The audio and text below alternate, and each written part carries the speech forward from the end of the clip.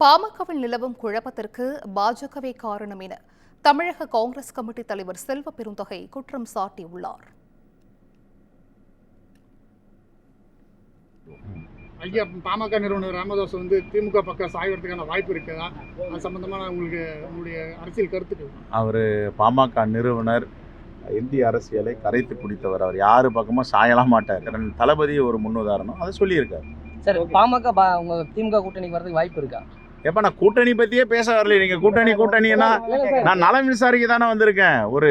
அவர் மேல அக்கறை உள்ளவன். இல்ல, பரபரப்பான சூழ்நிலை, ரெண்டு பேருக்கும் மோதல் போக்கு ஏற்பட்டிருக்குது. இந்த டைம்ல நீங்க நலம் விசாரிக்கிறதுன்றது ஒரு அரசியல் போக்கு கரெக்டா இருக்கு. இதுதான் நம்முடைய பார்வை சரியில்லை. நாளைக்கு இங்க இருக்கிற கேமராமேன், இங்க இருக்கிற எங்களுடைய அருமை தோழர்கள், ஜேர்னலிஸ்ட், உங்களுக்கு எதனா ஒன்னா கூட நான் நலம் விசாரிப்பேன். திமுக கூட்டணிக்கு பாமக வந்தா காங்கிரஸ் ஏற்றுக்குமா சார்? அழைப்பு நான் திருப்பி சொல்றேன். அது தமிழ்நாட்டுடைய முதலமைச்சர் மாண்புமிகு தளபதி அண்ணன் மு.க. ஸ்டாலின் அவர்கள் தான் முடிவு பண்ணணும். நான் முடிவு பண்ண முடியாது. அவர் முடிவு பண்ணிட்டாரா நாங்கள் என்ன சொல்ல முடியும்? நாங்கள் எதுக்காக பாமகக்குள்ள குழப்பம் ஏற்படுத்தணும்?